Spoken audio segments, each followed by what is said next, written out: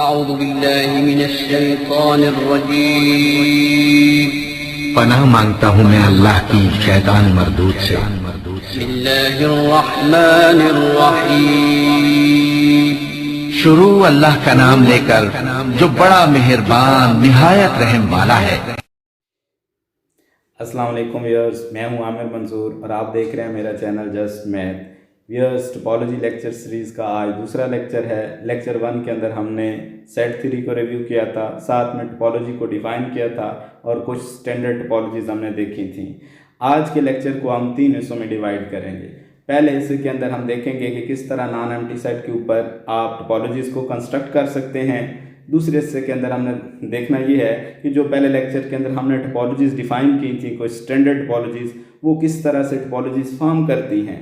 और फिर तीसरा हिस्सा जो होगा उसके अंदर हम देखेंगे कि इन टोपोलॉजीज़ के दरमियान रिलेशन क्या होता है, यानी इनको कंपेयर किस तरह से किया जा सकता है। कंपैरिजन देखेंगे तीसरे हिस्से के अंदर, और ये कंपैरिजन जो है इसी से हम देखेंगे कि टोपोलॉजीज़ की जो कलेक्शंस होती हैं उनमें अपर बाउंड और लोअर बाउंड या इन्फीमम और सुप्रीमम किस तरह से एग्जिस्ट करते हैं। तो आज का लेक्चर इंशाल्लाह आपके लिए बहुत मुफीद साबित होने वाला है, इसलिए वीडियो को एंड तक लाजमी देखें। और साथ में अगर आपने हमारा चैनल अभी तक सब्सक्राइब नहीं किया तो चैनल को सब्सक्राइब लाजमी करें और साथ में बेल आइकन के बटन को प्रेस कर दें ताकि आने वाली तमाम वीडियोस आपको मिलती रहें।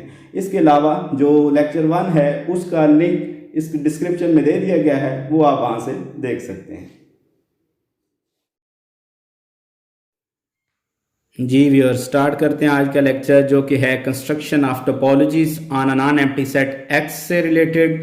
और इसके बाद हम देखेंगे कि कंपैरिजन ऑफ टोपोलॉजीज क्या होता है। तो सबसे पहले हम टोपोलॉजीज को कंस्ट्रक्ट करना सीखते हैं। तो स्टार्ट करते हैं हम एक ऐसे नॉन एम्प्टी सेट से कि जिसके अंदर सिर्फ एक ही मेंबर हो। Let X is equal to singleton A. आपने जब भी किसी फाइनाइट सेट के ऊपर टोपोलॉजीज को कंस्ट्रक्ट करना हो तो सबसे पहले आप उसका पावर सेट बना लें।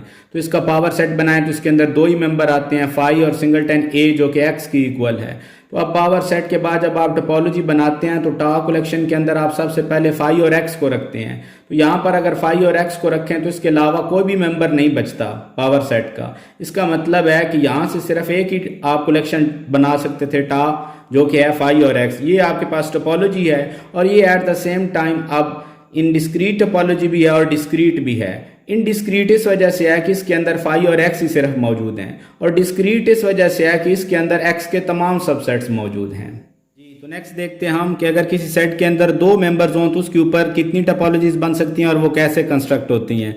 तो सबसे पहले अगर आप देखें कि हमारे पास सेट हो जिसके अंदर 2 मेंबर्स ए और बी हैं जैसे, तो इसका पावर सेट लें, इसके 4 मेंबर्स बन जाएंगे 2 पावर n के फार्मूले से। तो पहला आपके पास मेंबर फाई, फिर सिंगलटन ए, सिंगलटन बी, और फिर इन दोनों को मिलाएंगे, 2 मेंबर्स का जो सेट है वो ए भी बनता है जो कि एक्स की इक्वल है। तो ये पावर सेट आ गया।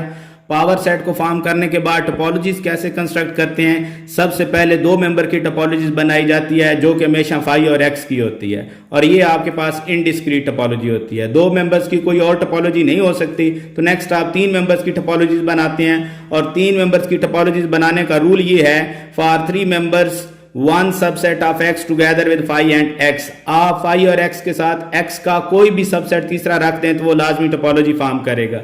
जैसे कि यहां पर देखें, फाई और एक्स के साथ हमने तीसरा मेंबर जो है वो सिंगलटन ए रखा है, तो ये हमारे पास लाजमी टोपोलॉजी है। फाई और एक्स के साथ इसमें हमने सिंगलटन बी रखा है, ये भी लाजमी टोपोलॉजी है।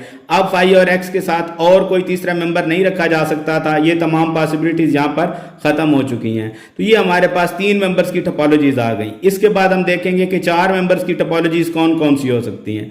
फाई और एक्स को तो लाजमी रखना था, फिर बाकी 2 मेंबर सिर्फ सिंगलटन ए और सिंगलटन बी बच जाते हैं। उनको जब रखें तो ये आपके पास एक्स के तमाम सबसेट्स बन गए, और जब किसी कलेक्शन में एक्स के तमाम सबसेट्स आ जाएं तो फिर ऐसी कलेक्शन आपके पास डिस्क्रीट टोपोलॉजी बन जाती है, और डिस्क्रीट टोपोलॉजी के बाद फर्दर कोई टोपोलॉजीज हम कंस्ट्रक्ट नहीं कर सकते। तो ऐसा सेट जिसके अंदर सिर्फ 2 मेंबर्स हों उसके ऊपर 4 टोपोलॉजीज कंस्ट्रक्ट होती हैं, जो कि आपके पास इस तरह से हैं। एक आपके पास इनडिस्क्रीट टोपोलॉजी, एक डिस्क्रीट टोपोलॉजी और 2 नॉन ट्रिवियल टोपोलॉजीज हैं।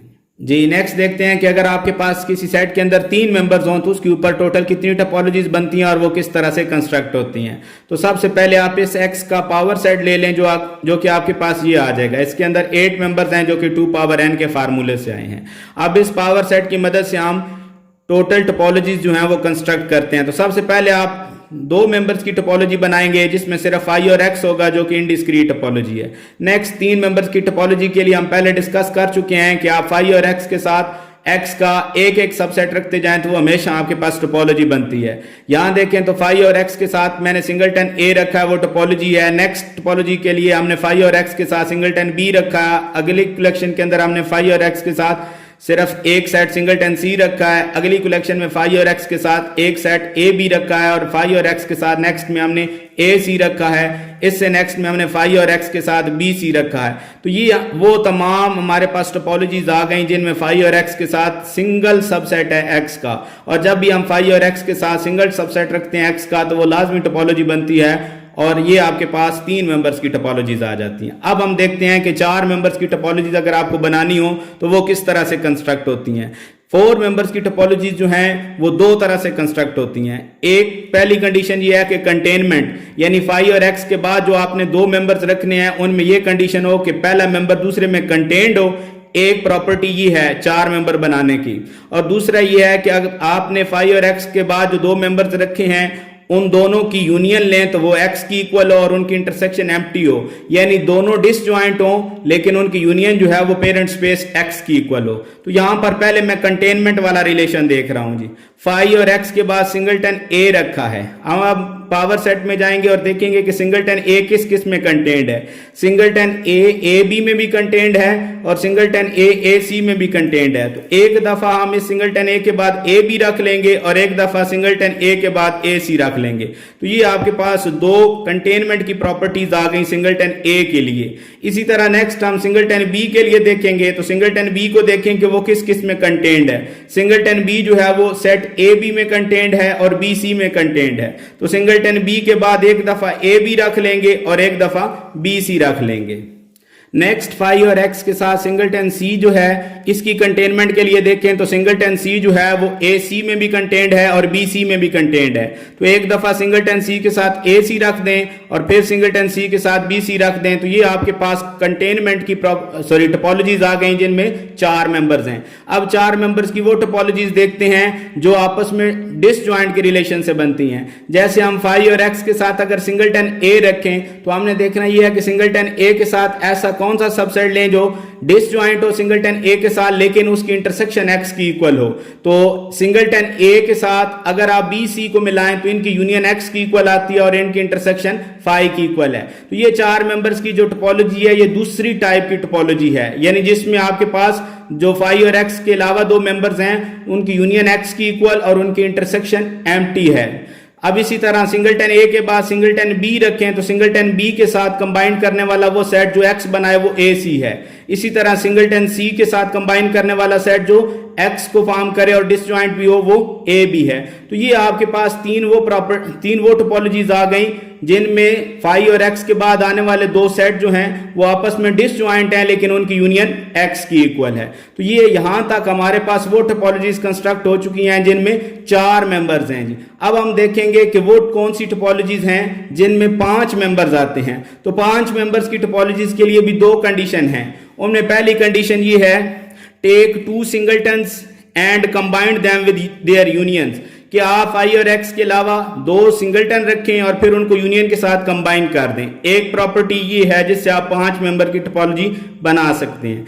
दूसरी ये है टेक टू मेंबर्स, ऐसे दो मेंबर्स लें जिनकी यूनियन एक्स की इक्वल हो और उनकी इंटरसेक्शन से कोई सिंगलटन बने, यानी आपने जो दो मेंबर्स लिए हैं उनकी इंटरसेक्शन से सिंगलटन ए, सिंगलटन बी या सिंगलटन सी आ जाए। तो पहले हम पहली कंडीशन के मुताबिक दो सिंगलटन लेंगे और फिर उनको कंबाइंड करेंगे उनकी यूनियन के साथ। जैसे यहां पर देखें तो मैं फाई एक्स उसके साथ सिंगलटन ए और सिंगलटन बी दो सिंगलटन लिख रहा हूं और फिर इनको यूनियन के साथ कंबाइन कर रहा हूं ए बी।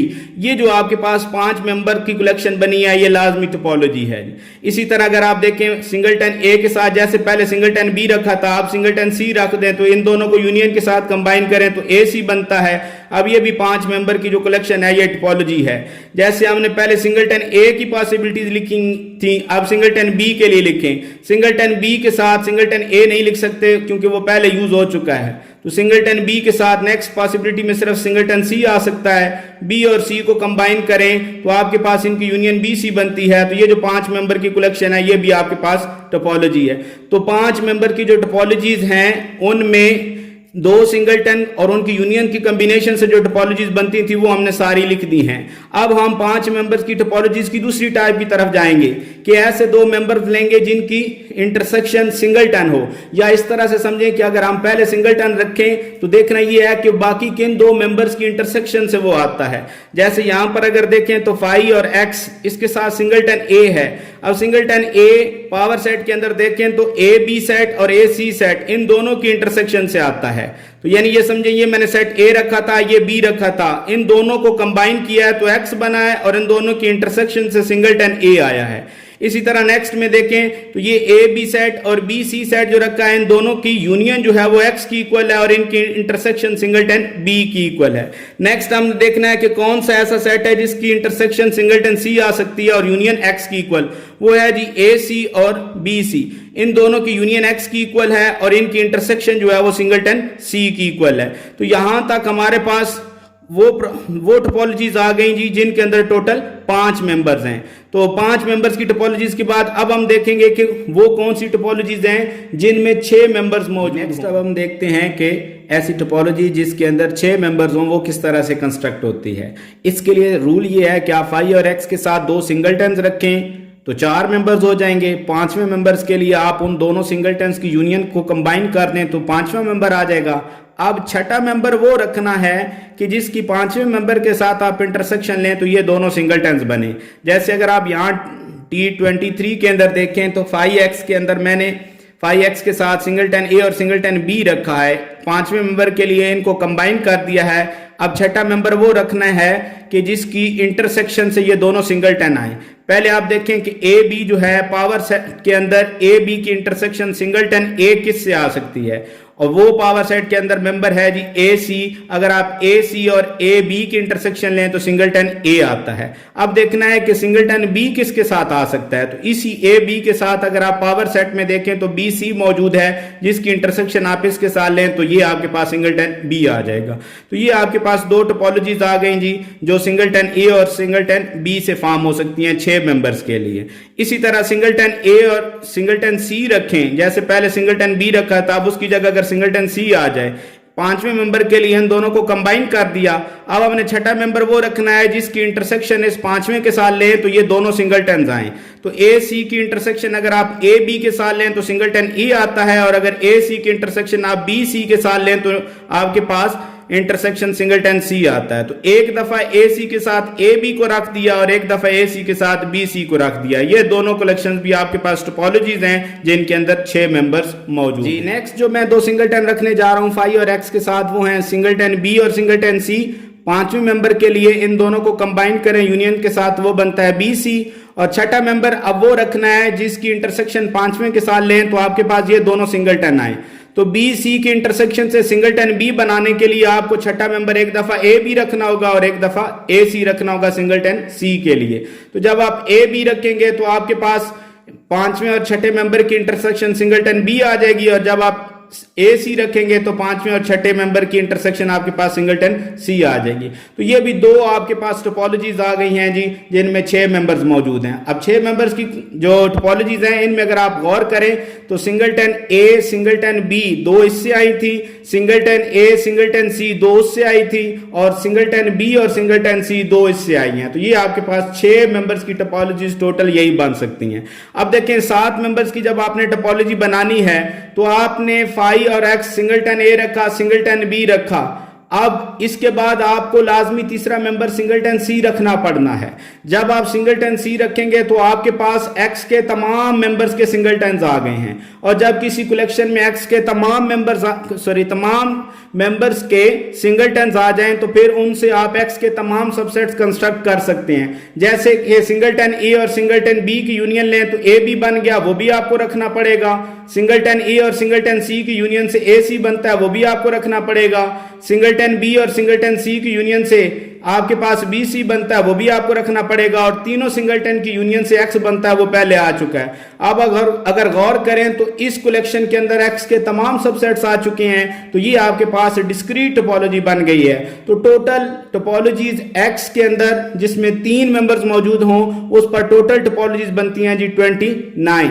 लेकिन यहां पर एक बात गौर करने वाली है, कोई हार्ड एंड फास्ट रूल ऐसा नहीं है कि जिससे आप ये बता सकें कि किसी भी नॉन एम्प्टी सेट के ऊपर टोटल कितनी टोपोलॉजीज बन सकती हैं। तो इस तरह से आज हमने देखा है यहां पर कि आप नॉन एम्प्टी सेट के ऊपर किस तरह से टोपोलॉजीज को कंस्ट्रक्ट कर। पिछले लेक्चर के अंदर हमने कोफाइनाइट टोपोलॉजी को डिफाइन किया था।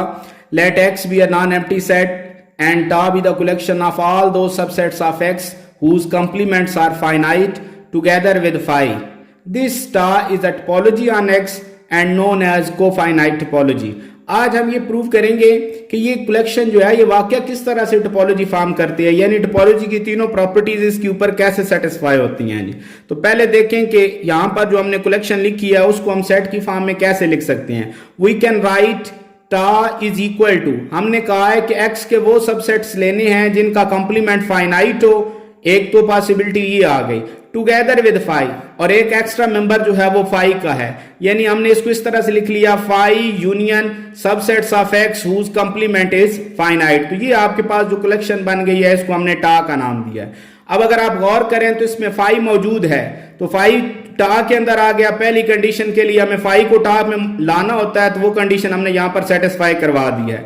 अब दूसरी कंडीशन के लिए हमें क्या करना होगा कि एक्स भी इसी में मौजूद होना चाहिए। तो यहां जरा गौर करें, एक्स का जो कंप्लीमेंट है वो एम्प्टी सेट होता है, स्पेस का कंप्लीमेंट हमेशा एम्प्टी सेट होता है। अब यहां पर अगर आप देखें तो एम्प्टी सेट फाइनाइट सेट है, तो जिसका कंप्लीमेंट फाइनाइट हो जाए वो सारे के सारे सबसेट्स एक्स के इस टा में पड़े हुए हैं। तो चूंकि एक्स का कंप्लीमेंट फाइनाइट हो गया है तो एक्स भी टा में चला जाएगा, तो आपके पास फाई भी टा में आ गया है और एक्स भी टा में आ गया, यानी पहली प्रॉपर्टी पूरी हो गई। अब आप चलते हैं जी दूसरी प्रॉपर्टी की तरफ। दूसरी प्रॉपर्टी में हमें क्या करना होता है कि हमें एक्स के टा के आर्बिट्रेरी मेंबर्स की कलेक्शन लेनी होती है और उस कलेक्शन की यूनियन को प्रूव करना होता है कि वो दोबारा टा के अंदर मौजूद है। जैसे यहां पर मैं ले रहा हूं कि let G I for I belongs to indexing set I be any सब क्लास ऑफ टा, यानी टा के कुछ मेंबर की हमने एक क्लास ले लिया है, इसके अंदर 2 मेंबर्स भी हो सकते हैं, 3, 4, कोई भी पॉसिबिलिटी हो सकती है। हमें प्रूव करना है कि ये जो कलेक्शन है इसकी यूनियन दोबारा टा के अंदर मौजूद है। लेकिन देखें यहां पर 2 पॉसिबिलिटीज हैं। एक पॉसिबिलिटी तो ये है कि आपने जो टा के मेंबर्स उठाए हैं उनमें से फाई भी इसी के अंदर आ गया हो। अगर फाई आ गया हो तो फिर यूनियन किस तरह से आएगी, और अगर ये सारे मेंबर्स नॉन एम्प्टी आए हों तो फिर इसकी यूनियन किस तरह से आएगी। तो इसको हम 2 केसेस में डिस्कस कर लेते हैं। There are 2 cases. Case 1, if there is G I which is empty, say G के विच इज इक्वल टू 5 और आई इज इक्वल टू के। हम ये कह देते हैं कि ये जो हमने कलेक्शन जी आई की ली है इसमें एक जी के पोजीशन पर जो इसका मेंबर है वो एम्प्टी है, यानी एक एम्प्टी सेट इसके अंदर अगर मौजूद है तो जो एम्प्टी सेट है वो जिस पोजीशन पर है उसको हमने नाम दे दिया कि वो जो जी के पोजीशन वाला आपके पास मेंबर है इस सब क्लास का वो एम्प्टी सेट है। अब अगर इसको देखें तो इसकी मदद से अब यूनियन किस तरह से टा के अंदर आती है। पहले केस के लिए तमाम जी आईज की अगर यूनियन लें तो उसको लिखा जा सकता है G1 union G2 union so on union GK union GK plus 1 union so on, इसी तरह से चलता जाएगा। लेकिन चूंकि हम पहले केस में कह चुके हैं कि जो केथ पोजीशन पर GK आ रहा है ये फाई की इक्वल है। अब ये अगर फाई की इक्वल हो तो यूनियन ऑफ जी आई जो है वो इसकी इक्वल आ गया। अगर हम इस यूनियन ऑफ जी आई का कंप्लीमेंट ले लें तो डिमॉर्गन लॉ से ये आपके पास रिलेशन रिवर्स हो जाएगा। इसको लिख सकते हैं G1 complement intersection G2 complement intersection so on intersection phi का इंटरसेक्शन लेंगे तो x आ जाएगा, और ये यूनियन इंटरसेक्शन में चेंज बाकी GK प्लस 1 का कंप्लीमेंट आ जाएगा इंटरसेक्शन सो ऑन, ये इसी तरह से। अब यहां जरा गौर करें, हम पहले पढ़ चुके हैं कि जब आप 2 सबसेट्स की इंटरसेक्शन लेते हैं तो इंटरसेक्शन दोनों सेट्स के अंदर मौजूद होती है। 10 सेट्स की इंटरसेक्शन लें तो वो इंटरसेक्शन उन 10 सेट्स के अंदर मौजूद होगी। यानी हर एक के अंदर मौजूद होती है। तो ये सारी इंटरसेक्शन जो है ये G1 कंप्लीमेंट में भी है, G2 कंप्लीमेंट में भी है, सो ऑन GK+1 कंप्लीमेंट में हर एक GI जो है उसके कंप्लीमेंट के अंदर मौजूद है। तो यही कंडीशन मैंने लिख दिया यहां पर कि this intersection is contained in GI complement for I is not equal to K। यहां I is not equal to K इसलिए लिखा है कि जो I is equal to K वाली पोजीशन का जो मेंबर था वो यहां से खत्म हो चुका था एम्प्टी सेट की वजह से। बाकी सिर्फ वो मेंबर्स बच गए हैं जिनका इंडेक्स I की जगह K नहीं है बल्कि K के अलावा कोई और इंडेक्स है।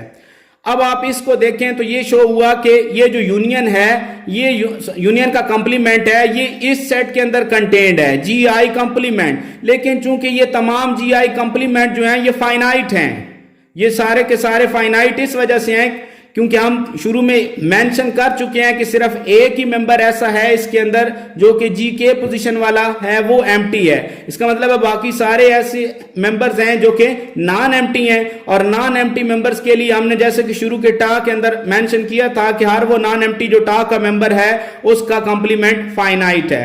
तो ये वो तमाम GIs हैं जो नॉन एम्प्टी हैं, इस वजह से इनके कंप्लीमेंट फाइनाइट हो गए। तो आपको कंडीशन ये पता चली कि ये जो आपके पास सेट है जी ये फाइनाइट सेट के अंदर कंटेन्ड है, और अगर फाइनाइट सेट के अंदर कंटेन्ड है तो फिर ये खुद भी फाइनाइट हो गया। अब अगर इसको देखें तो यूनियन ऑफ GI कंप्लीमेंट जो है ये फाइनाइट हो गया being subset of finite set. अब अगर ये कंप्लीमेंट फाइनाइट है तो फिर इसके अंदर आने वाला सेट जो है वो टा के अंदर चला जाएगा, क्योंकि टा के अंदर हमने वो तमाम मेंबर्स रखे हैं जिनके कंप्लीमेंट फाइनाइट हैं। तो ये यूनियन ऑफ GI जो है वो टा का मेंबर बन जाएगा। तो पहले केस के मुताबिक जो आपने GI आर्बिट्रेरी कलेक्शन ली है उसकी यूनियन। दूसरा केस देखते हैं जी, if GI is not equal to 5 for all I belongs to indexing set I, यानी GI के तमाम मेंबर्स अगर नॉन एम्प्टी हों तो टोपोलॉजी की कंडीशन के मुताबिक जब तमाम GIs नॉन एम्प्टी हैं तो इनके कंप्लीमेंट फिर फाइनाइट होंगे। Then union of GI complement is equal to intersection of GI complement, De Morgan law से लिख लिया है।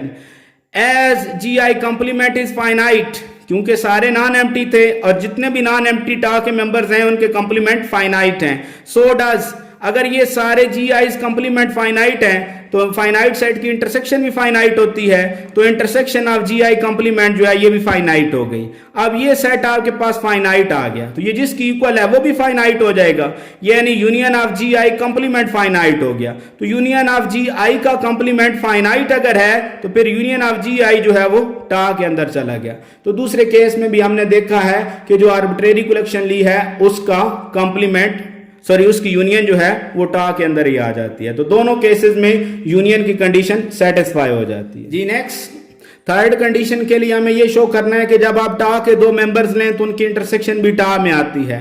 तो इसके दो केसेस हैं जी। एक तो ये है पहला केस कि आपने जो दो मेंबर्स लिए हैं टा के वो दोनों नॉन एम्प्टी हो, ना A फाई की इक्वल हो ना B फाई की इक्वल हो। अब दोनों अगर नॉन एम्प्टी हैं तो नॉन एम्प्टी मेंबर जो टा के हैं उनकी प्रॉपर्टी ये है कि उनका कंप्लीमेंट फाइनाइट होगा। अब A कंप्लीमेंट भी फाइनाइट हो गया, B कंप्लीमेंट भी फाइनाइट हो गया। हमें A और B की इंटरसेक्शन टा में लानी है तो हम सिंपल ये शो कर देते हैं कि A इंटरसेक्शन B का कंप्लीमेंट फाइनाइट है। तो यहां पर देखें तो A इंटरसेक्शन B का कंप्लीमेंट जो है इसको डी मॉर्गन लॉ से ओपन करें तो इस तरह से लिखा जा सकता है A complement union B complement.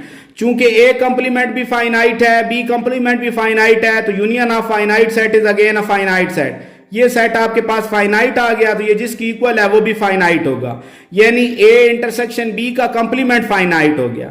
तो जिसका कंप्लीमेंट फाइनाइट हो जाए वो सेट इस टा कलेक्शन के अंदर चला जाता है। तो ये जो आपके पास A इंटरसेक्शन B कंप्लीमेंट था ये फाइनाइट हुआ है, इस वजह से A इंटरसेक्शन B जो है वो टा में चला गया। तो पहला केस जिसमें हमने कहा है कि A और B दोनों नॉन एम्प्टी हैं, उस केस में इन दोनों की इंटरसेक्शन टा में आ गई है। अब हम देखते हैं कि अगर A और B में से कोई एक भी एम्प्टी हो, इफ एनी A और B इज एम्प्टी, देन आप देखें अगर A एम्प्टी है या B एम्प्टी है तो A intersection B definitely empty आ जानी है, और जब एम्प्टी आ गई है तो ये आपके पास एम्प्टी सेट तो टा में मौजूद है, तो इससे शो ये हुआ कि इंटरसेक्शन B जो है वो भी टा के अंदर आ गया। तो यहां पर देखें तो तीसरी प्रॉपर्टी जो है वो भी सेटिस्फाई हो गई है, यानी टा तीनों प्रॉपर्टीज को सेटिस्फाई कर रही है, इसलिए इस टा को हम कहेंगे कि ये टोपोलॉजी ऑन हमको काउंटेबल टोपोलॉजी के बारे में भी पढ़ चुके हैं पिछले लेक्चर के अंदर। आज हम प्रूव करेंगे कि इसके लिए जो कलेक्शन यूज होती है वो कैसे टोपोलॉजी फॉर्म करती है। तो कलेक्शन कैसे हमने यूज की थी जी, let X be non empty set and tau be the collection of all those subsets of X whose complements are countable together with phi। पहले तो हम टा को लिखते हैं जी, किस तरह से लिखा जा सकता है, we can write टा is equal to phi union the subset of x such that a complement is countable।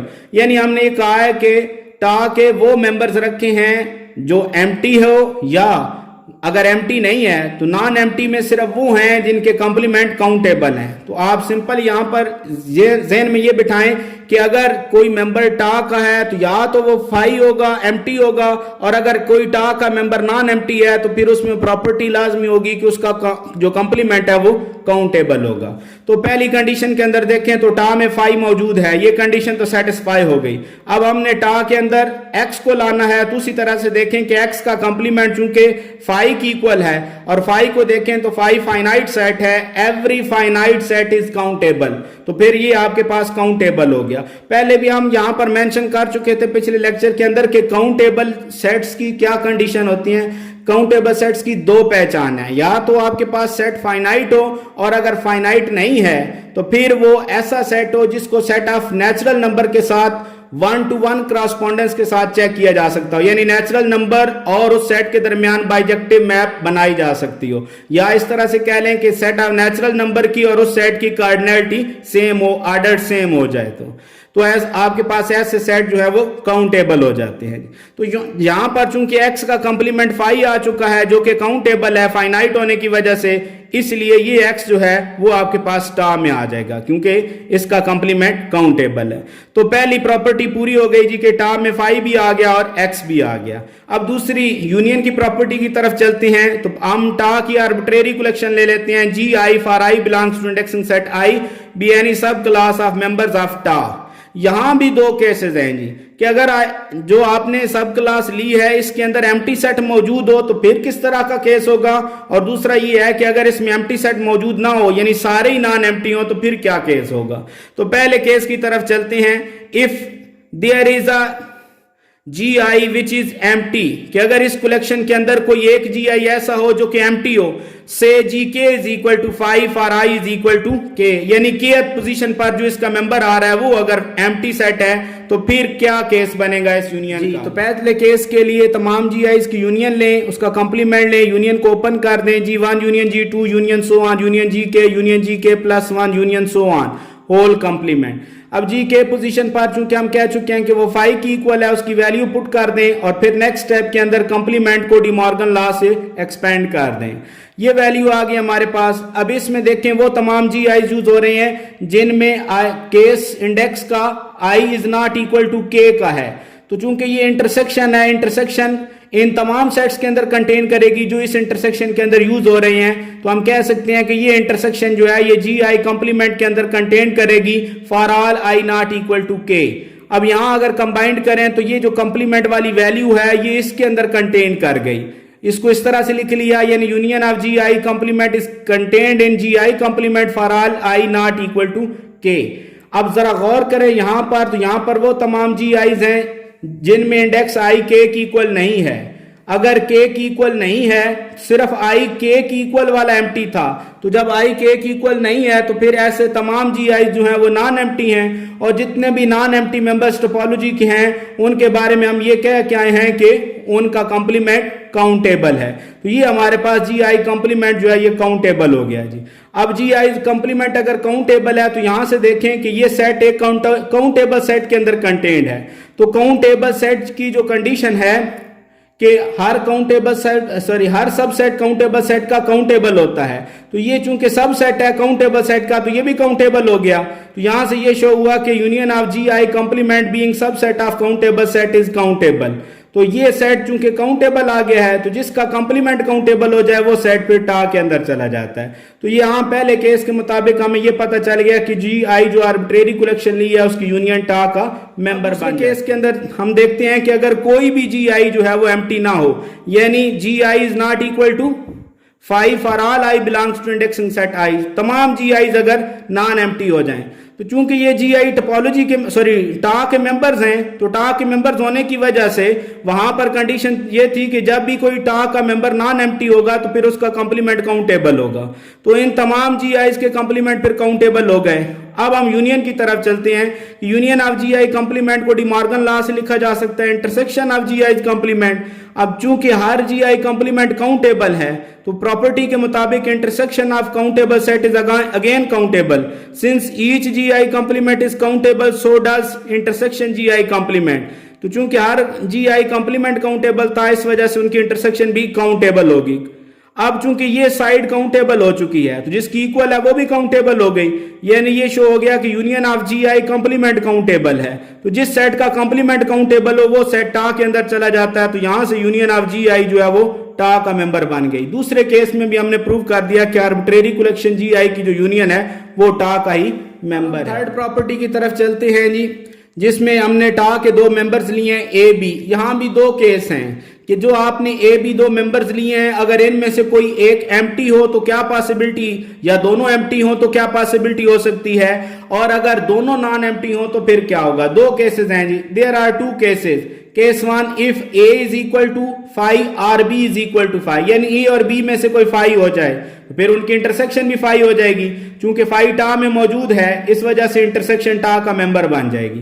पहला केस। दूसरे केस में देखें, if A and B both are non empty, अगर ए और बी दोनों नॉन एम्प्टी हैं, तो हमने ये कहा है कि टा के वो मेंबर जो नॉन एम्प्टी हैं फिर उनके कंप्लीमेंट काउंटेबल हैं, तो फिर ए का कंप्लीमेंट भी काउंटेबल हो गया और बी का कंप्लीमेंट भी काउंटेबल हो गया। लेकिन हमें चूंकि प्रूव करना है कि ए इंटरसेक्शन बी टा का मेंबर है, तो यहां हम ये शो करेंगे कि ए इंटरसेक्शन बी का कंप्लीमेंट जो है वो काउंटेबल है। तो जिनका कंप्लीमेंट काउंटेबल है वो सारे के सारे टा के मेंबर बन जाते हैं जी।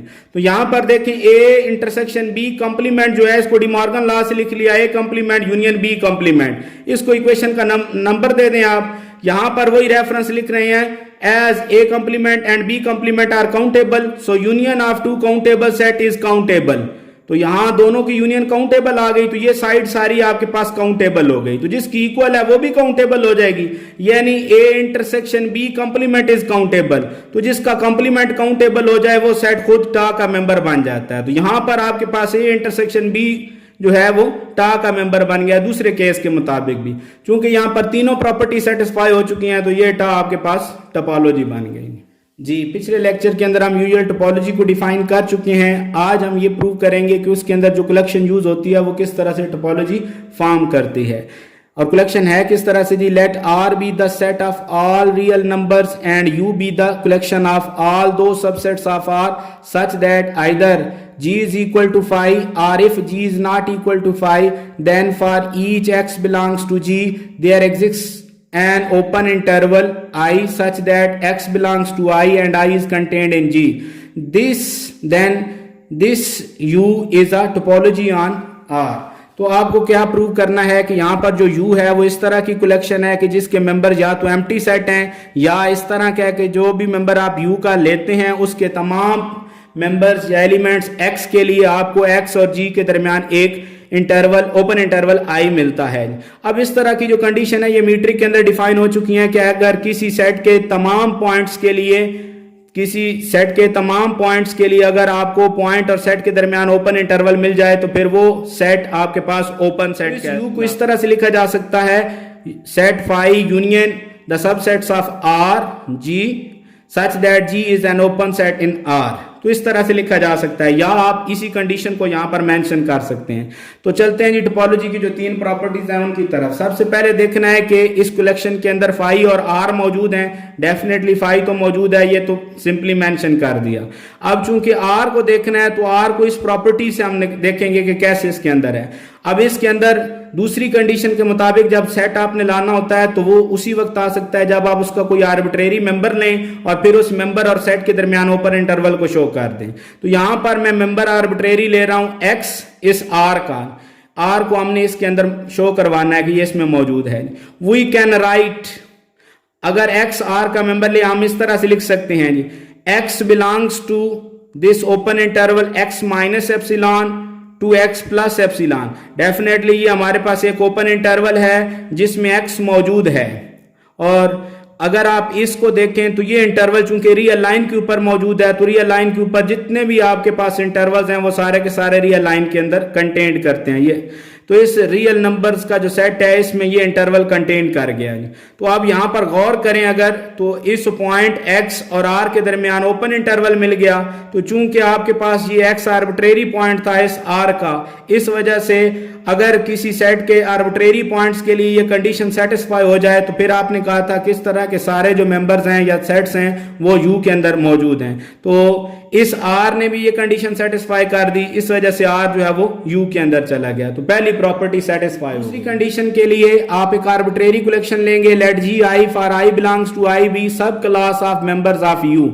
अब हमें शो करना है कि ये हमने जो U के आर्बिट्रेरी सब क्लास ली है, इसकी अगर आप यूनियन लें तो वो भी U के अंदर होनी चाहिए। तो इसकी यूनियन का जो सेट बनता है उसको U में लाने के लिए मैं उससे आर्बिट्रेरी मेंबर X ले रहा हूं।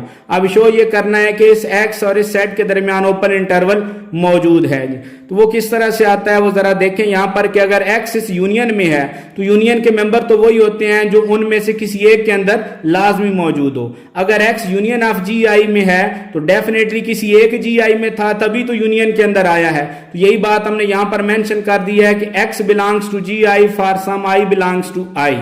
अब यहां पर जरा गौर करें कि X जी आई में मौजूद है और हर जी आई जो है वो U का मेंबर है। तो U का मेंबर तो वही हैं जिनके लिए आपको पॉइंट और उस मेंबर के दरमियान एक ओपन इंटरवल मिल जाए। तो इसको लिखा जा सकता है, so there exist an open interval AB such that X belongs to open interval AB and open interval AB is contained in GI।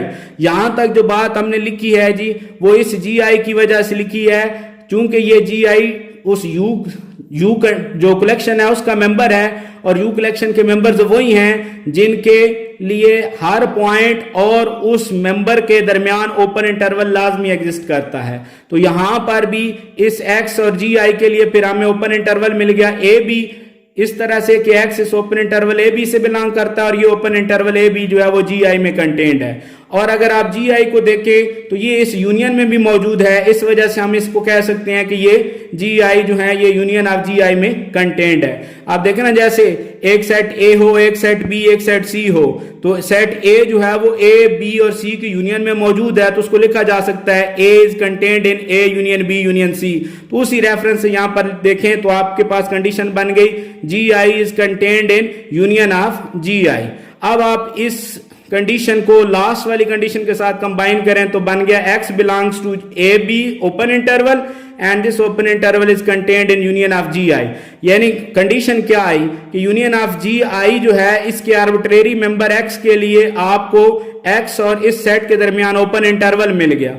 तो फिर आपके पास ये जो सेट यहां पर है ये इस U के मेंबर जैसा हो गया, क्योंकि U के मेंबर की यही प्रॉपर्टी है कि उसके हर आर्बिट्रेरी मेंबर के लिए दरमियान में आपको एक ओपन इंटरवल मिलना चाहिए।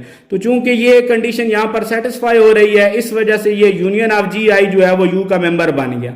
यहां पर सेकंड कंडीशन सेटिस्फाई हो गई। एक और बात यहां पर कि यहां दो केसेस में हमने डिस्कस नहीं किया फाई को, यानी कोई मेंबर एम्प्टी है या सारे नॉन एम्प्टी हैं, क्योंकि यहां पर अगर कोई एम्प्टी हो जाए तब ये कंडीशन इसी तरह से मेंटेन रहती है, इसलिए यहां पर अलग-अलग केसेस में डिस्कस करने की जरूरत नहीं है। तो ये यूनियन वाली कंडीशन इस तरह से देखेंगे। इंटरसेक्शन के लिए, तो इंटरसेक्शन के लिए देखेंगे let A and B belongs to U। अब यहां पर दो केसेस को डिस्कस करते हैं। एक केस तो ये है कि अगर A और B में से कोई एक एम्प्टी हो गया तो फिर उनकी इंटरसेक्शन भी एम्प्टी हो जाएगी, और चूंकि एम्प्टी जो है एम्प्टी सेट U में मौजूद है तो इस वजह से इंटरसेक्शन B जो है वो U में चला जाएगा। तो पहला केस तो इस तरह से आ जाएगा। लेकिन अगर आपके पास E और B नॉन एम्प्टी हैं और आपको शो करना है कि उनकी इंटरसेक्शन जो है वो U के अंदर मौजूद है, तो ये केस मैं नॉन एम्प्टी कंडीशन के लिए कर रहा हूं। Let X belongs to A intersection B। अब अगर x जो है वो a इंटरसेक्शन b से बिलोंग कर रहा है तो फिर x a से भी बिलोंग करेगा और b से भी बिलोंग करेगा, क्योंकि वो दोनों का कॉमन एलिमेंट है। इंटरसेक्शन में तो कॉमन एलिमेंट्स होते हैं, इस वजह से x a में भी होगा और x b में भी होगा। अब यहां पर देखें x अगर a में है और a चूंकि u का मेंबर है, u के वो मेंबर जो नॉन एम्प्टी हैं उनके लिए कंडीशन क्या है कि उनके हर मेंबर के लिए मेंबर और उस सेट के दरमियान ओपन इंटरवल लाजमी एग्जिस्ट करता है। बिल्कुल इसी तरह b को देखें तो b भी चूंकि u का मेंबर है तो फिर b के भी हर पॉइंट के लिए पॉइंट और इस b के दरमियान ओपन इंटरवल लाजमी एग्जिस्ट करेगा। तो चूंकि यहाँ x a में भी है x b में भी है तो दोनों के लिए ओपन इंटरवल एग्जिस्ट करेंगे। a के लिए जो ओपन इंटरवल यहाँ यूज करने जा रहे हैं उसको मैं I1 का नाम दे देता हूं और b के लिए जो यूज करने जा रहे हैं उसको I2 का नाम दे देते हैं। तो कंडीशंस क्या बनी जी, x belongs to I1 and I1 is contained in a। Similarly, x belongs to I2 and I2 is contained in B। अब जरा देखें कि x I1 में भी है x I2 में भी है तो फिर दोनों में कॉमन हुआ, अगर कॉमन है तो फिर दोनों की इंटरसेक्शन में भी होगा, यानी x belongs to I1 intersection I2। और अगर यहां देखें कि I1 A में कंटेंड करता है, I2 B में कंटेंड करता है, तो इन दोनों की इंटरसेक्शन इसमें कंटेंड करेगी सेट्स के रिलेशन के मुताबिक। तो ये आ जाएगा I1 intersection I2 is contained in A intersection B। इसको आप इक्वेशन 1 का नाम दे दें। तो यहां से शो क्या हुआ जी कि आपके पास A इंटरसेक्शन B जो है उसके आर्बिट्रेरी मेंबर X के लिए दरमियान में ये कंडीशन आ गई I1 इंटरसेक्शन I2। अब इसके लिए देखें कि I1 इंटरसेक्शन I2 है क्या चीज, as intersection of two open intervals. और कैसे ओपन इंटरवल, नॉन डिसजॉइंट। अब ये डिसजॉइंट इस वजह से नहीं है कि आपके पास जो I1 है उसमें भी x मौजूद है और I2 में भी x मौजूद है, तो दोनों में x होने की वजह से ये डिसजॉइंट वाली कंडीशन इसमें मौजूद नहीं है, ये नॉन डिसजॉइंट इंटरवल्स हैं। As intersection of two non disjoint open interval is again an open interval. तो फिर आपके पास केस क्या बना कि वो x जो है वो असल में जो I1 इंटरसेक्शन I2 से बिलोंग कर रहा था वो एक इंटरवल ही है जिससे वो बिलोंग कर रहा था, being intersection of two non disjoint intervals. तो x एक इंटरवल से बिलोंग कर गया I1 इंटरसेक्शन I2 और I1 इंटरसेक्शन I2 जो है वो A इंटरसेक्शन B में कंटेंट है, यानी A इंटरसेक्शन B के हर आर्बिट्रेरी पॉइंट x के लिए आपके पास केस जो है वो सेटिस्फाई हो चुका है। इस वजह से A इंटरसेक्शन B जो है वो U का मेंबर बन गया। यहां पर U जो है वो तीनों प्रॉपर्टीज को सेटिस्फाई कर देता है, इस वजह से U को हम कहेंगे कि वो टोपोलॉजी। यहां पर जो बात है जी उसको अगर आप देखें तो आपके पास इंटरवल जो हैं वो किस तरह से बिहेव करते हैं कि अगर आपने दो इंटरवल लिया I1 और I2, अगर दोनों डिसजॉइंट हैं तो डेफिनेटली फिर इनकी इंटरसेक्शन फाई होगी। लेकिन अगर आपके पास दो इंटरवल I1 और I2 जो हैं वो डिसजॉइंट नहीं है, ओवरलैप का केस है, I1 AB इंटरवल है और I2 जो है वो CD इंटरवल है, तो फिर आप इनके इंटरसेक्शन में देखें तो ये पोर्शन जो है ये इनके इंटरसेक्शन का पोर्शन है जो कि दोबारा आपके पास एक ओपन इंटरवल बनता है। यही केस हमने यहाँ पर यूज किया है कि जब भी आपके पास नॉन डिसजॉइंट ओपन इंटरवल्स आते हैं तो उनकी इंटरसेक्शन अगेन आपके पास एक ओपन इंटरवल ही बनती है जी। लोअर लिमिट टोपोलॉजी को भी हम पहले डिफाइन कर चुके हैं, आज हम इसमें प्रूव करेंगे कि इसके अंदर यूज होने वाली कलेक्शन किस तरह से टोपोलॉजी फॉर्म करती है। तो कलेक्शन है क्या जी, let R be the set of real numbers and tau be the collection of all those subsets G of R such that either G is equal to phi, or if G is not equal to phi, then for each x belongs to G there exists a right half open interval H such that x belongs to H and H is contained in G, then this टा is a topology on R। यानी यहाँ पर जो टा है वो collection किस तरह की है कि टा के मेंबर या तो एम्प्टी सेट होंगे, और अगर कोई टा का नॉन एम्प्टी मेंबर है, नॉन एम्प्टी सेट है मेंबर है, तो फिर उसमें प्रॉपर्टी ये होगी कि उसके हर पॉइंट x के लिए x और उस मेंबर के दरमियान लाजमी एक right half open interval exist करेगा। इसको हम पिछली जो यूजुअल टोपोलॉजी हमने डिफाइन की है उसके साथ अगर लिंक करें तो उसमें और इसमें सिर्फ चेंज ये है कि वहां पर ओपन इंटरवल आता था, यहां पर राइट हाफ ओपन इंटरवल है। इसी तरह लोअर लिमिट टोपोलॉजी की जगह अगर अपर लिमिट टोपोलॉजी होती तो यहां पर लेफ्ट हाफ ओपन इंटरवल आ जाना था जी। तो आपके पास यहां पर जो कलेक्शन है इस कलेक्शन को हम प्रूव करते हैं कि ये किस तरह से टोपोलॉजी की ये कलेक्शन टा जो है ये किस तरह से टोपोलॉजी फॉर्म करती है। जैसे कलेक्शन में कहा गया कि फाई मौजूद है तो पहली कंडीशन के मुताबिक तो फाई टा के अंदर आ गया। अब आर को हमने शो करवाना है कि वो भी टा के अंदर मौजूद है। तो सेकंड केस की तरफ जाते हैं जी। आर्बिट्रेरी पॉइंट ले लेते हैं एक्स आर का। अब हम लिख सकते हैं इस तरह से कि x belongs to this right half open interval x to x plus epsilon for any positive epsilon. x से x प्लस एप्सिलॉन तक जो राइट हाफ ओपन इंटरवल है, किसी भी नेचर का इंटरवल आप लें तो ये सारे के सारे इंटरवल जो हैं ये आर के अंदर मौजूद हैं। तो कंडीशन क्या बनी कि x और आर के दरमियान ये राइट हाफ ओपन इंटरवल जो है वो मौजूद है। चूंकि एक्स आर्बिट्रेरी पॉइंट था तो हर आर्बिट्रेरी पॉइंट के लिए कंडीशन सेटिस्फाई हो गई। इस वजह से ये जो आर है ये टा का मेंबर बन गया। यहां आप लाइन पे देख लें कि मैंने आर्बिट्रेरी पॉइंट यहां पर एक्स लिया है, उसमें कोई पॉजिटिव पॉइंट एप्सिलॉन जो है वो ऐड कर दें तो आप इस पोजीशन पर आ गए। अब x और x प्लस एप्सिलॉन के दरमियान आप एक राइट हाफ ओपन इंटरवल बना लें। ये ओपन इंटरवल चूंकि इस रियल लाइन के ऊपर ही मौजूद है, इस वजह से ये रियल लाइन के अंदर कंटेंट कर जाता है। तो ये कंडीशन आप यहां पर लिख सकते हैं। तो सेकंड प्रॉपर्टी जो है उसके मुताबिक ये आर जो है वो अपने तमाम पॉइंट्स एक्स के लिए कंडीशन को सेटिस्फाई कर रहा था, इस वजह से ये आर टा का मेंबर बन गया। पहली प्रॉपर्टी पूरी हो गई कि फाई और आर जो है वो टा के मेंबर्स हैं। अब दूसरी कंडीशन जो यूनियन के लिए है जी उसकी तरफ चलते हैं। हम इस टा में से आर्बिट्रेरी कलेक्शन ले लेते हैं जी आई, जिसका इंडेक्स आई जो है वो हमने यहां पर लिया है इंडेक्सिंग सेट आई से। अब इसकी यूनियन लें जी, उसको शो करना है कि वो इस टा का मेंबर है। तो शो इस तरह से करेंगे कि उसके हर आर्बिट्रेरी पॉइंट एक्स के लिए एक्स और इस यूनियन के दरमियान अगर राइट हाफ ओपन इंटरवल मिल गया तो ये मेंबर भी फिर इस टा का बन जाएगा। x belongs to this union, अगर x इस यूनियन में मौजूद है तो फिर लाजमी किसी एक जी आई के अंदर होगा, तभी तो इस यूनियन के अंदर आया है। x belongs to G I for some i belongs to indexing set i। अगर x जो है वो जी आई में मौजूद है तो फिर जी आई जो है वो चूंकि टा के मेंबर हैं, तो टा के मेंबर होने की वजह से उनमें प्रॉपर्टी ये है कि हर x और जी आई के दरमियान एक राइट हाफ ओपन इंटरवल लाजमी एग्जिस्ट करता है। तो ये कंडीशन यहां पर लिखने जा रहा हूं। So there exist a right half open interval h such that h is equal to the right half open interval ab such that x belongs to this right half open interval and this right half open interval is contained in gi। चूंकि हर जी आई जो है वो union of G आई में content करता है, जैसे अभी पहले हमने पिछले क्वेश्चन के अंदर डिस्कस किया है। तो इससे केस क्या बना कि x जो है वो इस राइट हाफ ओपन इंटरवल में कंटेंट करता है और ये राइट हाफ ओपन इंटरवल इस यूनियन में कंटेंट करता है। तो आपके पास x और इस सेट के दरमियान एक राइट हाफ ओपन इंटरवल आ गया। इस वजह से कंडीशन पूरी होने पर ये जो आपके पास सेट है ये टा का मेंबर बन गया, यानी यूनियन ऑफ जी आई जो है वो टा के अंदर ही मौजूद है। तो सेकंड प्रॉपर्टी, थर्ड प्रॉपर्टी की तरफ चलते हैं जी कि हम ए और बी जो है वो दो मेंबर ले लेते हैं टा के। तो पहली कंडीशन के मुताबिक अगर ए और बी में से कोई भी एक एम्प्टी होगा तो उनकी इंटरसेक्शन एम्प्टी आ जाएगी और वो तो चूंकि टा में मौजूद है तो ये कंडीशन सेटिस्फाई हो जाएगी। अब नॉन ट्रिवियल केस जो है कि अगर ए और बी नॉन एम्प्टी हो तो फिर उनकी इंटरसेक्शन टा में कैसे आएगी, वो सेकंड प्रॉपर्टी से ही देखते हैं कि ए इंटरसेक्शन बी को टा में लाने के लिए इसका आर्बिट्रेरी पॉइंट एक्स ले रहा हूं। अब एक्स और इस सेट के दरमियान हमें राइट हाफ ओपन इंटरवल लाना है। अगर x इन दोनों के इंटरसेक्शन से बिलोंग करता है तो इन दोनों में कॉमन हुआ, फिर x a से भी बिलोंग करेगा और x b से भी बिलोंग करेगा।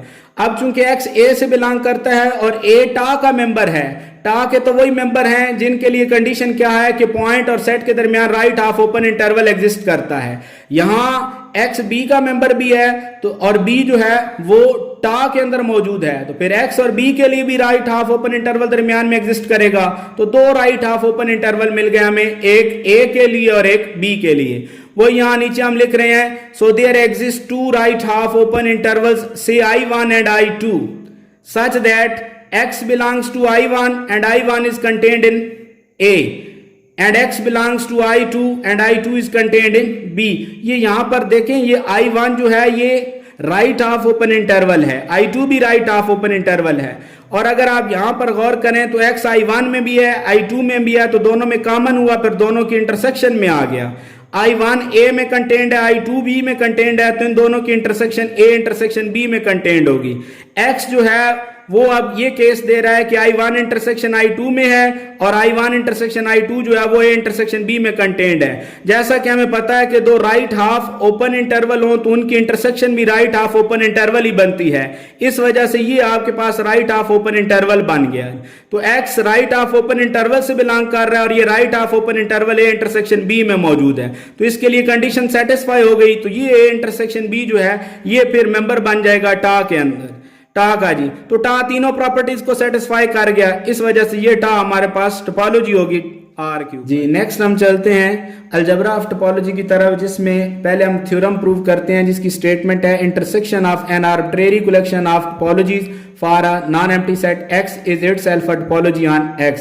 यानी अगर आप X के ऊपर कोई आर्बिट्रेरी कलेक्शन ले टोपोलॉजीज की तो फिर उस कलेक्शन का जो इंटरसेक्शन है वो भी आपके पास। मैं जो कलेक्शन ले रहा हूं इसको टा आई का नाम दे रहा हूं। Let tau I for I belongs to indexing set I be any collection of topologies on X।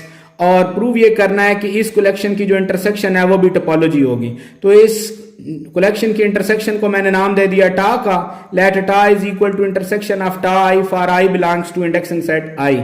अब देखें, चूंकि यहां हर टा आई जो है वो टोपोलॉजी है तो फिर वो हर टा आई इंडिविजुअली टोपोलॉजी की तीनों प्रॉपर्टीज को सेटिस्फाई करता है। तो पहली कंडीशन के मुताबिक अगर हर टा आई टोपोलॉजी है तो उसमें फाई और एक्स मौजूद होगा। तो वही यहां पर लिखा है as phi and X belongs to tau I for all I belongs to indexing set I. अब चूंकि फाई और एक्स हर टा आई में है तो फिर सब में कॉमन हुए, अगर कॉमन हो गए हैं तो फिर इनकी इंटरसेक्शन में चले जाएंगे। तो यही बात यहां पर बन जाएगी आपके पास phi and X belongs to intersection of tau I, और इंटरसेक्शन ऑफ टा आई जो है वो टा की इक्वल है। तो पहली प्रॉपर्टी सेटिस्फाई हो गई कि फाई और एक्स जो है वो इस कलेक्शन की जो इंटरसेक्शन है उससे बिलोंग करते हैं, और यही हमें पहली प्रॉपर्टी के लिए प्रूव करना था। अब दूसरी कंडीशन की तरफ चलते हैं जी। Late ji K for K belongs to sigma B. अब चूंकि आई हम पहले यूज कर चुके हैं तो यहां पर जो इंडेक्सिंग सेट है वो मैं सिग्मा यूज कर रहा हूं। Late ji K for K belongs to sigma be any सब क्लास ऑफ टा। अब जो आपने टा यहां पर बनाई थी उसकी आर्बिट्रेरी सब क्लास के लिए आपने ये प्रूव करना है कि उसकी यूनियन भी टा के अंदर मौजूद है। तो ये मैंने उसकी आर्बिट्रेरी सब क्लास ली है। Then ji K for K belongs to this sigma is also सब class of each tau I for I belongs to I. चूंकि ये इंटरसेक्शन की सब क्लास थी, अब चूंकि इस इंटरसेक्शन की सब क्लास है तो फिर हर टा आई में थी तभी तो इंटरसेक्शन की सब क्लास थी। तो इसका मतलब ये हुआ कि ये जो सब क्लास है ये हर टा आई के अंदर मौजूद है। चूंकि ये हर टा आई के अंदर मौजूद है और हर टा आई टोपोलॉजी है तो फिर सेकंड प्रॉपर्टी के मुताबिक ये जो आपके पास कलेक्शन है इसकी यूनियन जो है वो हर टा आई के अंदर मौजूद होगी, क्योंकि हर टा आई टोपोलॉजी है तो सेकंड प्रॉपर्टी को वो सेटिस्फाई करती है। अब चूंकि यूनियन ऑफ जी के जो है वो हर टा आई के अंदर आ चुका है तो फिर ये सब में कॉमन हो गया, और चूंकि सब में कॉमन हो गया तो फिर इनकी इंटरसेक्शन में चला जाएगा और इंटरसेक्शन जो है वो टा की इक्वल है। तो फिर आपके पास शो ये हुआ कि जो आपने जी के की आर्बिट्रेरी कलेक्शन ली थी उसकी यूनियन जो है वो टा से बिलोंग कर गई। तो यहां सेकंड प्रॉपर्टी भी सेटिस्फाई हो गई। तीसरी प्रॉपर्टी की तरफ चलते हैं। Let A and B belongs to tau. यानी अगर ए और बी जो है वो इंटरसेक्शन ऑफ टोपोलॉजीज टा आई से बिलोंग करे, तो चूंकि इंटरसेक्शन ऑफ टा आई को हमने टा कहा है तो फिर इसका मतलब है ए और बी हर टा आई से बिलोंग करता है for all I belongs to indexing set I. चूंकि हर टा आई जो है वो हमारे पास टोपोलॉजी है तो टोपोलॉजी की थर्ड प्रॉपर्टी के मुताबिक फिर ए इंटरसेक्शन बी जो है वो हर टा आई में मौजूद होगा। This implies that A intersection B belongs to tau I for all I belongs to indexing set I. और ये कंडीशन जो है वो हर टा आई के टोपोलॉजी होने की वजह से लिखी है, क्योंकि इंडिविजुअली हर टा आई जो है वो टोपोलॉजी है और हर टा आई टोपोलॉजी है तो फिर थर्ड प्रॉपर्टी को वो सेटिस्फाई करती है। तो फिर इस तरह से ए इंटरसेक्शन बी जो है वो हर टा आई के अंदर आ गया तो हर टा आई में वो कॉमन हो गया, कॉमन होने की वजह से इंटरसेक्शन में चला जाएगा। ये इंटरसेक्शन टा की इक्वल है, इससे ये साबित हुआ कि इंटरसेक्शन बी जो है वो टा से बिलोंग कर गया। तो यहां पर टा तीनों प्रॉपर्टीज को सेटिस्फाई कर चुका है, इस वजह से टा टोपोलॉजी बन जाएगा एक्स के ऊपर। यूनियन के लिए ये जरूरी नहीं है कि टोपोलॉजीज की जो यूनियन है वो अगेन आपके पास एक टोपोलॉजी बने। तो इसकी कंडीशन यहां देख लेते हैं कि यहां पर मैं x एक सेट ले रहा हूं a b c। अब इसके ऊपर दो टोपोलॉजीज मैंने ली हैं टा1 और टा2 जिसके मेंबर हैं phi x and singleton a, phi x and singleton b। और ये हम पहले देख के आए हैं कि इस तरह की जो 3 मेंबर्स वाली आपके पास कलेक्शन होती हैं वो लाजमी टोपोलॉजीज फॉर्म करती हैं। टा1 एंड टा2 तो दोनों टोपोलॉजीज हैं, लेकिन अगर टा1 और टा2 की आप यूनियन लें तो इसके मेंबर बन जाएंगे फाई x सिंगलटन a और सिंगलटन b। ये जो कलेक्शन है ये टोपोलॉजी नहीं है।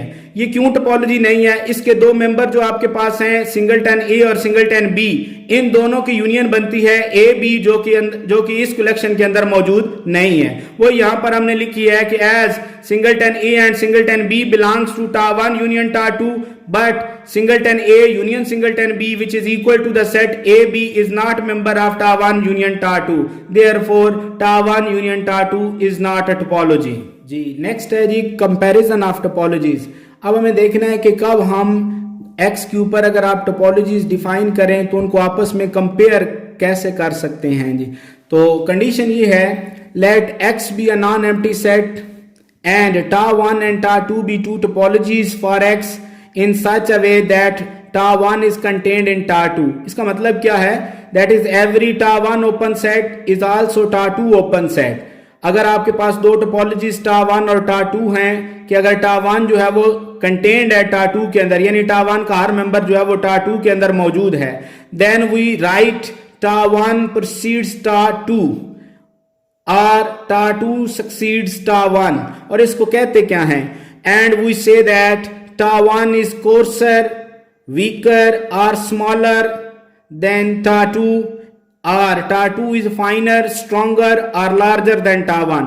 यानी जो आपके पास पहले यहां पर छोटी टोपोलॉजी होगी उसको कहेंगे कोर्सर, वीकर या स्मॉलर, और जो बड़ी टोपोलॉजी होगी उसको क्या कहेंगे? फाइनर, स्ट्रॉन्गर या लार्जर। तो इस तरह से हम दो टोपोलॉजीज को अगर इस तरह से कंडीशन में कंपेयर करवा सकें कि एक टोपोलॉजी के तमाम मेंबर जो हैं वो दूसरी टोपोलॉजी में कंटेन्ड हो जाएं, तो जो छोटी टोपोलॉजी जो कंटेन कर रही होगी उसको हम कहेंगे कि वो कोर्सर है, और जो बड़ी टोपोलॉजी जो कंटेन कर रही होगी छोटी टोपोलॉजी को अपने अंदर, उस टोपोलॉजी को हम कहेंगे कि वो फाइनल। इसकी एक खूबसूरत सी एग्जांपल हमारे पास ही है कि अगर आप इनडिस्क्रीट टोपोलॉजी को देखें तो इनडिस्क्रीट टोपोलॉजी चूंकि किसी भी नॉन एम्प्टी सेट के ऊपर सबसे छोटी टोपोलॉजी है और ये हर दूसरी टोपोलॉजी के अंदर मौजूद होती है जो कि नॉन एम्प्टी सेट के ऊपर डिफाइन होती है। Indiscrete topology is coarser than every other topology on X. ये चूंकि हर टोपोलॉजी में कंटेन करती है इस वजह से हम इसको कहेंगे कि ये टोपोलॉजी कोर्सर टोपोलॉजी है बाकी तमाम टोपोलॉजी से। या इसको क्या कहा जा सकता है? Any topology on X is finer than indiscrete topology. या ये भी कहा जा सकता है कि x के ऊपर कोई भी आर्बिट्रेरी आप टोपोलॉजी लें तो वो इनडिस्क्रीट टोपोलॉजी से फाइनल टोपोलॉजी होगी। इसी तरह अगर आप देखें कि आपके पास जो डिस्क्रीट टोपोलॉजी है वो किसी भी नॉन एम्प्टी सेट पर डिफाइन होने वाली टोपोलॉजीज में सबसे बड़ी टोपोलॉजी है, और ऐसी टोपोलॉजी है जिसके अंदर बाकी तमाम टोपोलॉजीज कंटेन करती हैं। तो चूंकि बाकी तमाम टोपोलॉजीज डिस्क्रीट टोपोलॉजी के अंदर कंटेन करती हैं, इस वजह से हम ये कहते हैं कि हर टोपोलॉजी जो डिस्क्रीट टोपोलॉजी के ऊपर जो डिस्क्रीट टोपोलॉजी के अंदर कंटेन करती है वो कोर्सर देन है डिस्क्रीट टोपोलॉजी, और डिस्क्रीट टोपोलॉजी जो है वो finer than every other topology on X है जी। तो इसको इस तरह से कह सकते हैं, discrete topology is finer than every topology on X और every topology on X is coarser than discrete topology. हमने ये देखा है कि जो इनडिस्क्रीट टोपोलॉजी है वो coarser than every topology on X है, और डिस्क्रीट टोपोलॉजी जो है वो finer than every other topology on X है। इसका मतलब ये बना कि अगर आप कोई भी आर्बिट्रेरी कलेक्शन लें टोपोलॉजीज की एक्स की, तो उस कलेक्शन का लाजमी आपके पास लोअर बाउंड भी होगा और अपर बाउंड भी होगा। यानी अगर आप देखें तो सबसे छोटी टोपोलॉजी जो इनडिस्क्रीट टोपोलॉजी है वो बाकी चूंकि तमाम टोपोलॉजी से कोर्सर है तो वो प्रोसीडिंग टोपोलॉजी आपको मिल गई। इसी तरह चूंकि डिस्क्रीट टोपोलॉजी जो है वो किसी भी टोपोलॉजी से फाइनल टोपोलॉजी है तो वो सक्सीडिंग टोपोलॉजी मिल गई आपको। तो आप एक्स के ऊपर टोपोलॉजीज की कोई भी आर्बिट्रेरी कलेक्शन लें तो वो कलेक्शन हमेशा बाउंडेड अबव भी होती है और बाउंडेड बिलो भी होती है। अगर और कोई आपको लोअर बाउंड नहीं मिलता तो इनडिस्क्रीट टोपोलॉजी जो है वो तो लाजमी उसका लोअर बाउंड है। इसी तरह अगर आप देखें तो आर्बिट्रेरी कलेक्शन के लिए टोपोलॉजीज की आर्बिट्रेरी कलेक्शन के लिए अगर आपको और कोई अपर बाउंड नहीं मिलता तो फिर डिस्क्रीट टोपोलॉजी जो है वो तो लाजमी उसका अपर बाउंड है उस कलेक्शन के तमाम मेंबर्स के रेस्पेक्ट से। तो यही बात यहां पर हम देखते हैं जी, any collection of topologies on X is both bounded above and bounded below. क्यों? As in discrete topologies always lower bound for any collection of topologies because it is coarser than every topology in the collection. Similarly, discrete topology is upper bound for every collection of topologies on X as it is the finer topologies for all the topologies used in the collection. Every collection or family of topologies on X, there exists a unique largest topologies which is smaller than each member of the family. अब यहां पर देखें, इसमें जो बात हम use करने जा रहे हैं वो क्या है कि आपने एक्स के ऊपर कुछ टोपोलॉजी की एक कलेक्शन ली या फैमिली ली, उस फैमिली के लिए हम ये कह रहे हैं कि जो उसके लोअर बाउंड में सबसे बड़ी टोपोलॉजी होगी वो यूनिक होगी। क्या हमने कहा है? There exists a unique largest topology which is smaller than each member of the family. यानी जो फैमिली के मेंबर्स हैं उससे छोटी होगी तो डेफिनेटली फिर उसका लोअर बाउंड बन गई। तो कंडीशन ये बनी कि आपने जो एक्स के ऊपर टोपोलॉजीज की फैमिली ली है उसके जो लोअर बाउंड्स बनते हैं उनमें सबसे बड़ी जो टोपोलॉजी होगी वो हमेशा आपके पास यूनिक होगी। और अगर आप देखें तो ये कौन सी टोपोलॉजी होती है? ये सिंपल वही टोपोलॉजी है कि जो कलेक्शन के अंदर आपके पास टोपोलॉजीज यूज हो रही थी उन तमाम टोपोलॉजीज की अगर इंटरसेक्शन ले लें तो वो इंटरसेक्शन चूंकि सब टोपोलॉजीज के अंदर कंटेंट करती है तो वो लोअर बाउंड बन गई और फिर वो बाकी तमाम टोपोलॉजीज से बड़ी भी है, इस वजह से वो ग्रेटेस्ट लोअर बाउंड बन जाएगी। तो ये आपके पास वो कंडीशन आ गई, it is the intersection of all the topologies in the collection. जी इसी तरह अगर देखें, for every family of topologies on X there exist a unique smallest topology which is larger than every member of the family. इसमें क्या कहा गया है कि अगर आपके पास एक्स जो है वो नॉन एम्प्टी सेट है और उसकी आपने टोपोलॉजीज की कोई आर्बिट्रेरी कलेक्शन ले ली, यानी आपने फॉर एग्जांपल 10 टोपोलॉजीज की एक आर्बिट्रेरी कलेक्शन ली है, तो कहा यह जा रहा है कि उस कलेक्शन के लिए एक ही ऐसी आपको यूनिक ऐसी टोपोलॉजी मिलेगी जो उन 10 टोपोलॉजी से लार्जर होगी। लेकिन होगी क्या कि उस 10 टोपोलॉजी से लार्जर जितनी भी टोपोलॉजीज हैं उनमें वो सबसे स्मॉलेस्ट होगी। अब वो देखना यह है कि वो स्मॉलेस्ट होगी कौन सी। It is the intersection of all those topologies which are finer than every member of the family। और असल में जो आप कह रहे हैं कि वो जो कलेक्शन के जो अपर बाउंड्स वाली टोपोलॉजीज हैं उनमें स्मॉलेस्ट होगी, वो है कौन सी? वो इस तरह की है कि आपने जो कलेक्शन ली है उसके अंदर यूज होने वाली जितनी टोपोलॉजीज हैं हर दफा उन टोपोलॉजीज से फाइनर टोपोलॉजीज आप देखते जाएं। आपके पास जो आपने कलेक्शन के अंदर फॉर एग्जांपल 5, 7, 10 टोपोलॉजी जो भी यूज की हैं उनसे जो हर दफा फाइनल टोपोलॉजी जो है आती हैं वो टोटल जितनी भी टोपोलॉजीज आती हैं उनकी इंटरसेक्शन ले लें, उस इंटरसेक्शन से बनने वाली जो टोपोलॉजी होगी वो उस क्लास के हर मेंबर से चूंकि फाइनल होगी और फिर उस क्लास के फाइनल टोपोलॉजीज में सबसे छोटी टोपोलॉजी होगी।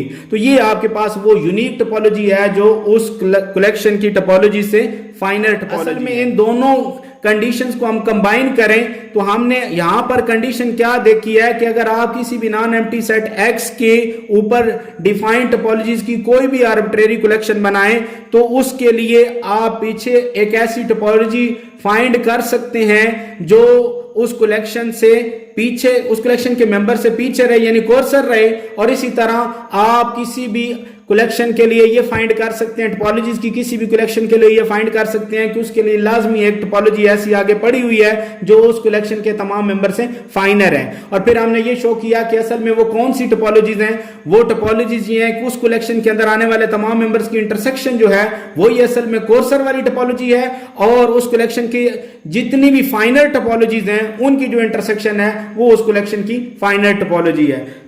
तो असल में हम जा किस तरफ रहे हैं कि वो जो दोनों टोपोलॉजीज आपने स्मॉलेस्ट और ग्रेटेस्ट वाले यहां पर डिफाइन किए हैं वो ही असल में बता रही हैं ग्रेटेस्ट अपर बाउंड और लीस्ट अपर बाउंड और ग्रेटेस्ट लोअर बाउंड के बारे में। तो यहां पर वो देखें केस क्या बन रहा है, every family of topologies on x has greatest lower bound and smallest upper bound. ये ग्रेटेस्ट लोअर बाउंड और स्मॉलेस्ट अपर बाउंड है क्या, इनफीमम जिसे हम कहते हैं greatest lower bound, infimum of the family of the topologies on X is actually equal to the intersection of all the members of the family। Simple जो आपने X के ऊपर डिफाइंड टोपोलॉजी की आपने कलेक्शन ली है उसी के अंदर तमाम मेंबर्स की इंटरसेक्शन ले लें तो वही उस कलेक्शन का इनफीमम होगा। और अगर आप सुप्रीमम देखना चाहते हैं तो सुप्रीमम क्या होगा, जो आपने कलेक्शन ली हुई है उस कलेक्शन के अंदर आने वाले सारे मेंबर्स जो सारी टोपोलॉजीज हैं उनकी पहले फाइनल टोपोलॉजीज निकालें, उन फाइनल टोपोलॉजीज की इंटरसेक्शन लें, तो उन फाइनल टोपोलॉजीज की इंटरसेक्शन से जो टोपोलॉजी आएगी वो ही असल में क्या होगी, supremum of the collection of topologies on x होगी। तो यही यहां पर हमें शो हुआ जी कि आपके पास अगर कोई भी कलेक्शन है टोपोलॉजीज की तो वो चूंकि बाउंडेड अबव भी है और बाउंडेड बिलो भी है, तो जब कोई कलेक्शन बाउंडेड अबव होती है तो फिर उसका सुप्रीमम एग्जिस्ट करता है और जब कोई कलेक्शन बाउंडेड बिलो होती है तो उसका इनफीमम एग्जिस्ट करता है। जी लेक्चर के एंड पर अब हम 2 क्वेश्चन के आंसर करेंगे और पहला जो क्वेश्चन अभी हमने करना है ये पिछले लेक्चर से रिलेटेड है। जैसे कि हम टोपोलॉजी की डेफिनेशन में सेकंड प्रॉपर्टी के लिए कहते हैं कि यूनियन ऑफ एनी आर्बिट्रेरी सब क्लास बिलोंग्स टू दैट टा। हम ये जो प्रॉपर्टी है ये यूनियन के लिए यूज करते हैं, हम इंटरसेक्शन के लिए ये क्यों नहीं कहते, intersection of any number of members of the topology belongs to that topology. यानी ये इंटरसेक्शन के लिए इस तरह कंडीशन क्यों नहीं कही जा सकती, क्योंकि ये जनरली होल्ड नहीं करती जी। कैसे होल्ड नहीं करती, इसके लिए यहां मैं 2 कंडीशंस आपको दिखाता हूं जी कि ये इस वजह से प्रॉपर्टी होल्ड नहीं करती। हम सपोज यूजुअल टोपोलॉजी ले लेते हैं जी, let U be the usual topology on R, consider a sub class. मैं अब उस जो यूजुअल टोपोलॉजी U है उसकी एक सब क्लास ली है जिसमें इस तरह के इंटरवल लिए -1/n to 1/n, और हमें पता है कि यूजुअल टोपोलॉजी के अंदर ओपन इंटरवल जो होते हैं वो ओपन सेट होते हैं, यानी इस U के मेंबर होते हैं। उनमें से इस तरह के मैंने ओपन इंटरवल्स ले लिए हैं जो -1/n से 1/n तक हैं और जिनमें n जो है वो सेट ऑफ नेचुरल नंबर से बिलोंग करता है। अब आप इनको जरा रियल लाइन पर ड्रा करें, n की जगह 1 पुट करें तो ये आएगा -1/1 -1 बनेगा, और यहां पर पुट करें तो ये +1, यानी पहला इंटरवल आ गया -1 से +1 तक। और अगर आप n की जगह 2 पुट करें तो ये बनता है -1/2, और यहां पर 2 पुट करें तो +1/2। इसी तरह अगर 3 पुट करें तो -1/3 से +1/3, और फिर इस प्रोसेस को कंटिन्यू रखें तो 1/4 -1/4 से +1/4 -1/5 से +1/5 एंड सो ऑन। आप ये देख रहे हैं कि जब जब आप नेचुरल नंबर को आगे बढ़ाते जा रहे हैं ये इंटरवल छोटा होता जा रहा है, इतना छोटा होता जाएगा कि ये 0 के बिल्कुल करीब 3 आ जाएगा। लेकिन जब आप इन तमाम इंटरवल्स की इंटरसेक्शन लेंगे तो उन सब में सिर्फ एक कॉमन पॉइंट बच जाएगा, और वो कौन सा है, जब n इन्फिनिटी को अप्रोच करेगा तो डेफिनेटली यहां पर जो नंबर है वो आखिरी इंटरवल के अंदर सिवाय 0 के और कोई नंबर नहीं होगा। तो इसका मतलब है चूंकि वो आपके पास जितने भी इंटरवल हैं उन सब में मौजूद है तो इंटरसेक्शन के अंदर सिर्फ एक ही मेंबर आएगा और वो कौन सा होगा, 0।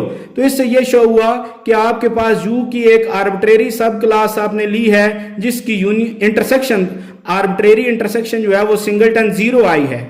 अब अगर आप ये देखें तो ये सिंगलटन 0 जो है ये U के अंदर मौजूद नहीं है। क्यों?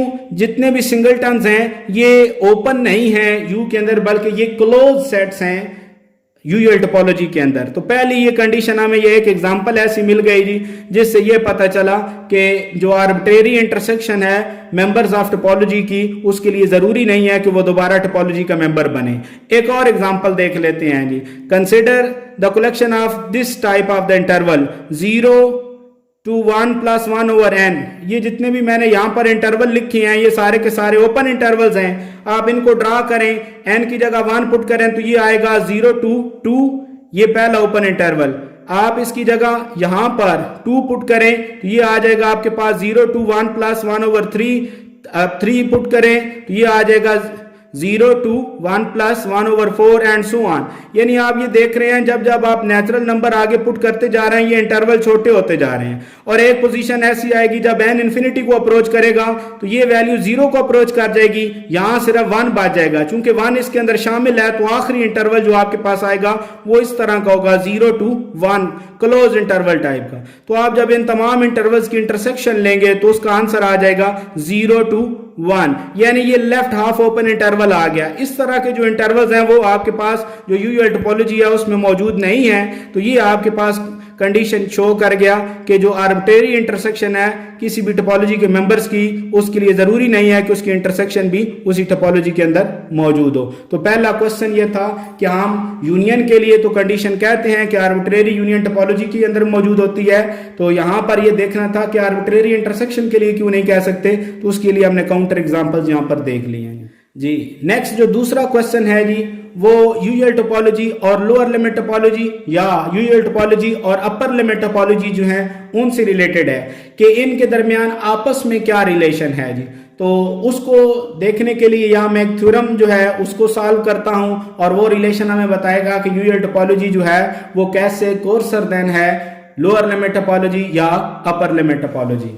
तो यहां पर हम यू को यूयूएल टोपोलॉजी कह रहे हैं और टा को लोअर लिमिट टोपोलॉजी कह रहे हैं। If U and tau be the usual and lower limit topologies respectively for the set of real numbers R of all real numbers then U is coarser than टा।